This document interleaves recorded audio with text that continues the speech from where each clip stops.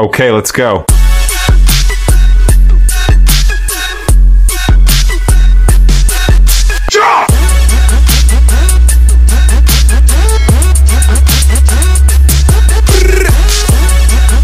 Hello guys, welcome to my channel.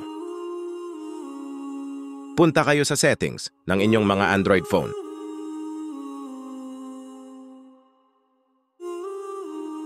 Then tap nyo ang SIM and network settings.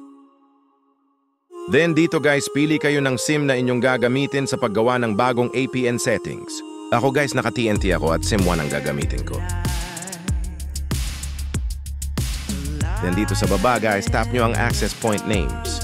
Then tap nyo rin guys ang plus icon dito sa baba, sa bandang kanan. Name, Internet.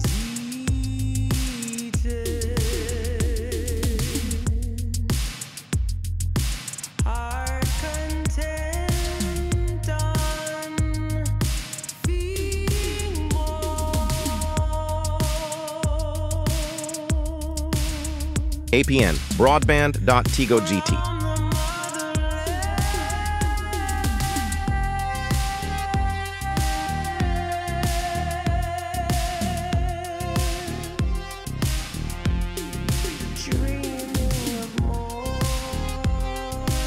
Authentication type, PAP or CHAP.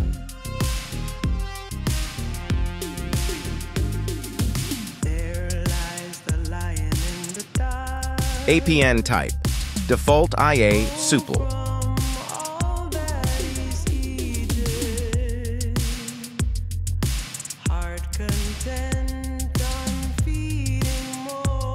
APN protocol, IPv4, IPv6.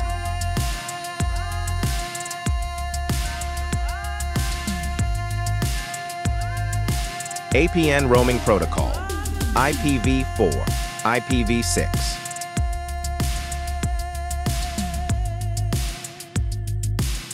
Bearer, unspecified LTE.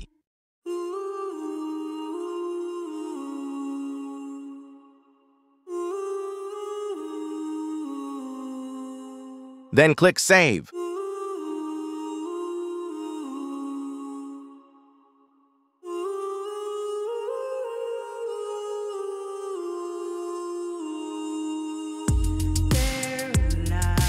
Try natin mag-YouTube, guys.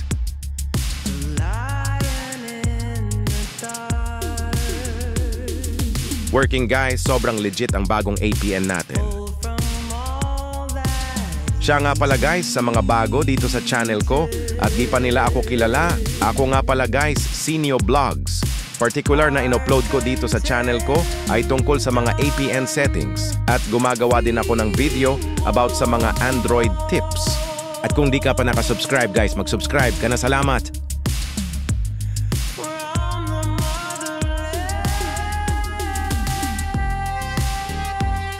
Ngayon, guys, punta naman tayo sa ating mga browser at search natin speed test.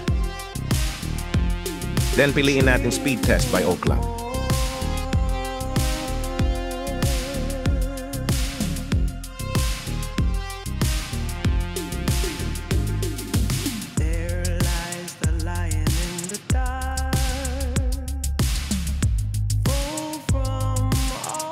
Then tap natin, guys, yung go.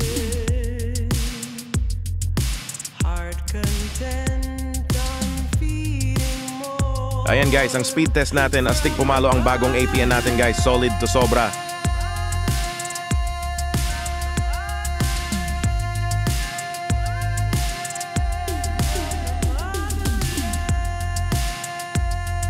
Salamat sa panonood, guys, at sana makatulong sa inyo to. Salamat.